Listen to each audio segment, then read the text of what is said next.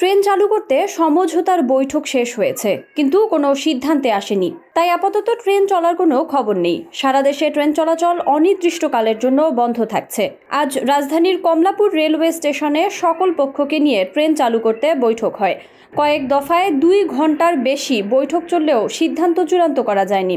কর্মবিরতি থেকে সরে আসতে রানিং স্টাফদের নিয়ে বৈঠকে বসেছিলেন রেলপথ মন্ত্রণালয়ের সচিব মোহাম্মদ ফাহিমুল ইসলাম।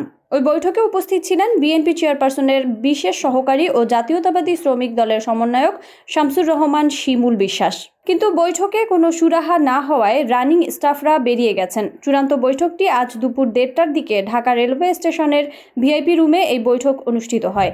কিন্তু দুপুর 2:45 দিকে কোনো সিদ্ধান্ত ছাড়াই রানিং স্টাফদের প্রতিনিধি সেখান থেকে বেরিয়ে আসেন।